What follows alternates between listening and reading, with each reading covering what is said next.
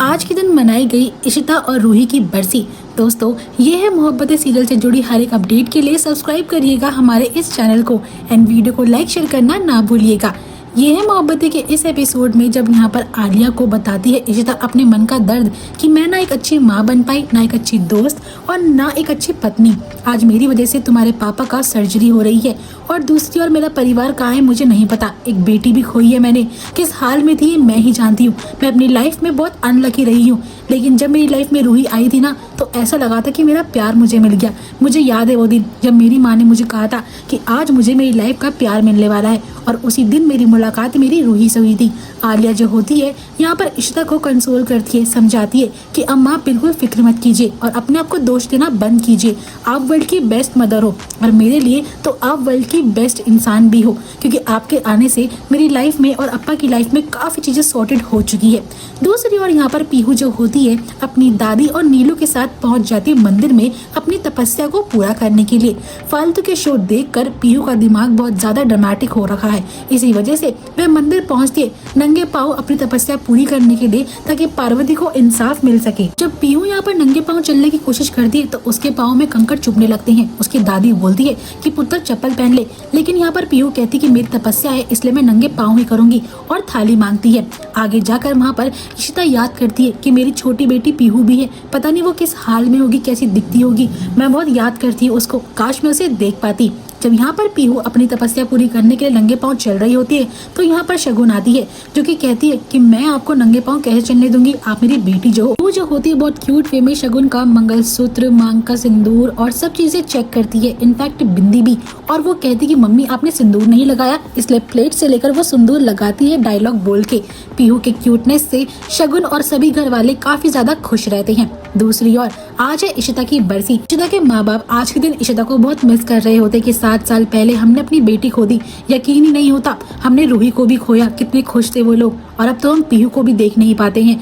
उसकी वजह से परिवार में कितनी रुकावटें भी आ गई, कितनी दूरियां भी बन चुकी है। यहाँ पर इशिता के पिता कहते हैं वैसे हमारा हक तो पीहू पर बनना चाहिए, आखिर उसे पता होना चाहिए कि हम उसके नानी नाना है। लेकिन यहाँ पर मिसेस अय्यर बोलती है कि बात ना आगे बढ़ाओ तो ही ज्यादा अच्छा होगा, वो लोग तो चाहते भी नहीं है कि पीहू हमारे पास है। अब यहाँ पर इशिता के पिता पूछते हैं क्या वो लोग बरसी बना रहे होंगे इशू की, लेकिन यहाँ पर वो बोलती मना तो रहे होंगे लेकिन सबके मन में कड़वाहट होगी। दोस्तों, फ्लैशबैक में वो दोनों याद करते हैं किस तरीके से रूही इशिता मिले, किस तरीके से निधि ने पीहू और रूही को छीना इशिता से, और कितनी मुश्किलों का सामना कर कर रमन की बुरी बातें सुनकर इशिता ने सुसाइड कर लिया। और वहाँ पर इशिता भी रूही की फोटो देखकर उसे काफी ज्यादा मिस कर रही होती है।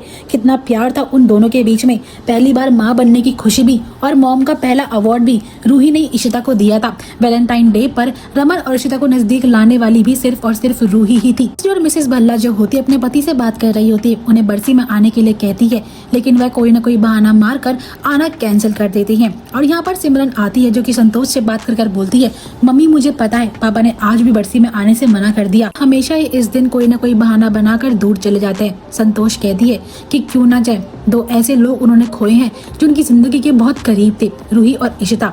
हमें तो वैसे इशिता की भी बरसी मनानी चाहिए, लेकिन सिमरन बोलती है मम्मी जी आप जानते हो ना इस घर में इशिता का नाम लेना भी दुश्वार है, अगर हम नाम भी लेंगे तो बवाल खड़ा हो सकता है, इसलिए अच्छा होगा कि हम इशिता को भूल जाएं और उसके बारे में बात ना करें।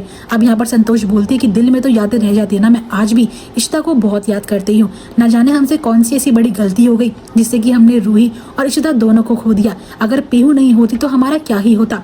पीहू में मुझे पूरी रूही दिखती है, तभी तो हम जी भी रहे हैं उसी के सहारे। अब यहाँ पर वह सिमरन से अनन्या के बारे में पूछती जो कि सिमरन की बेटी है। सिमरन बताती है कि वो परम जी के घर पर है, उसका भी हक है अपनी दादाई से मिलने का। अब हमें चलना चाहिए, बरसी की तैयारी करनी चाहिए, मैं पंडित जी से बात कर आती हूँ। दोस्तों, वहाँ पर इशिता जो होती है आलिया को कॉल करके पूछती है मनी के बारे में कि अब वो कैसे हैं। आलिया बोलती है अप्पा की फिक्र मत कीजिए, वह दवाई खाकर रेस्ट कर रहे हैं, लेकिन आप रो क्यों रही हो। इशिता बोलती है कि मैं नहीं रो रही, लेकिन आलिया समझ जाती है। वह बोलती कि मैं आपको इतने अच्छे से जानती हूँ अम्मा कि आप कब रोती हो कब हंसती हो, इसलिए अपना ध्यान रखिए। इशिता बोलती है तुम अपने अप्पा के साथ रहो, मैं बिल्कुल ठीक हूँ। और दोस्तों यहीं पे एपिसोड एंड हो जाएगा। नेक्स्ट एपिसोड में हमें देखने को मिलता है जब Pihu mister and Mrs Iyer के घर पर आती है तो मिसेस अय्यर को डर लगता है कहीं उसने रूही की फोटो देखी तो नहीं ली, और यहाँ पर मिस्टर अय्यर उसे लड्डू देते हैं। आदित्य भी आता है पीहू का ध्यान रखने के लिए। बाकी की अपडेट आपको नेक्स्ट वीडियो में देखने को मिलेगी। अब वीडियो अच्छी लगी तो वीडियो को लाइक शेयर करना मत भूलना। नेक्स्ट वीडियो की अपडेट के लिए फटाफट चैनल को सब्सक्राइब जरूर कर लेना।